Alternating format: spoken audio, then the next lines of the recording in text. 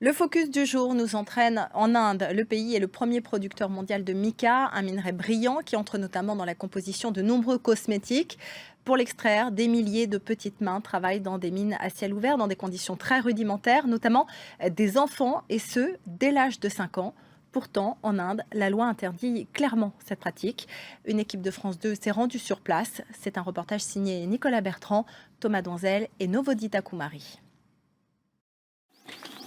Ce petit garçon de dos s'appelle Papou. Il a 6 ans. Et même s'il porte la tenue de sport d'une école de la région, ce matin-là, il n'en prend pas la direction. Comme beaucoup d'autres enfants, Papou travaille dans une mine de mica. Celui-là, il est bien. Le mica, ce sont ces minéraux brillants, utilisés dans la fabrication de dizaines de produits, la peinture de voiture, le rouge à lèvres ou encore le vernis à ongles. L'Inde en est le principal producteur au monde. Sa sœur Poonam casse la roche et ensemble ils remplissent des paniers de plusieurs kilos. Ils ne sont pas les seuls, ici les enfants sont partout. Un tiers des travailleurs de la mine ne semblent pas avoir atteint 12 ans. Il commence à 5 ou 6 ans, comme celle-ci, ma dernière fille. Dès qu'ils sont capables de reconnaître le mica, ils le récoltent avec nous. Ils aident leurs parents à joindre les deux bouts. Comme Kavita, 10 ans, qui manie le marteau plusieurs heures par jour. Trop apeurée, la petite fille n'ose pas nous parler. Son père nous explique. Elle fait exactement ce que nous faisons tous. C'est-à-dire, Elle creuse.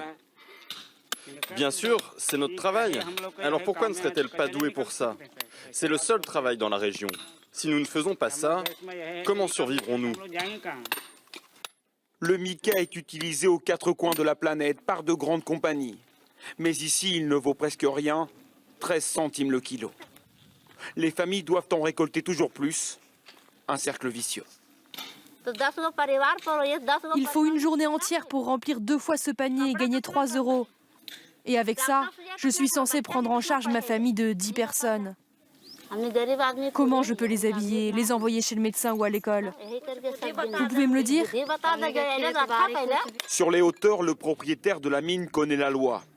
Il sait que le travail des enfants est interdit en Inde, mais le plus extraordinaire, c'est que face à nous, il va mentir. Nous avons vu à l'instant des enfants travailler ici. Non, ces enfants sont juste venus par curiosité, parce que vous étiez là, pour voir des étrangers. Vous voulez dire qu'il n'y a pas d'enfants qui travaillent dans cette mine? Non, il n'y a pas d'enfants. Nous n'autorisons pas les enfants ici. Quand j'en vois, je leur demande de partir.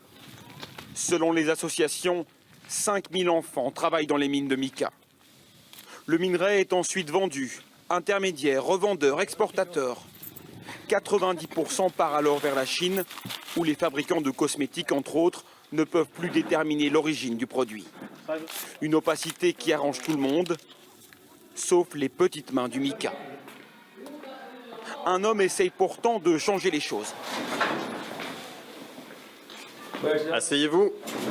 Le directeur de cette petite école va rechercher ses élèves dans les mines, un à un. Ce garçon, Dinesh, c'est un intouchable. Il ne venait jamais à l'école. Vous voyez, il est plus âgé que les autres. Il a commencé les études très tard. Je suis allé le chercher dans la mine et aujourd'hui il est là, il étudie. Ce garçon, il vient de très loin. Il travaillait aussi dans les mines. J'ai insisté auprès de ses parents encore et encore. Des représentants de la classe sont aussi allés convaincre ses parents. Et rapidement, les enfants se sont rendus compte que ces mines étaient leurs pires ennemis. Avec de l'éducation, maintenant, je comprends mieux les choses de la vie. Et je vais devenir quelqu'un dans le futur. Mais quel est l'avenir des mineurs de mica? Quand il n'y aura plus de mica, il n'y aura plus de travail. Alors moi, j'étudie. Et pour les garder à l'école, le directeur et les autorités locales offrent dorénavant un déjeuner copieux à chaque enfant. Et ça marche, même si les classes n'affichent pas complet. En quelques années, plusieurs centaines d'élèves ont réenfilé l'uniforme de l'école.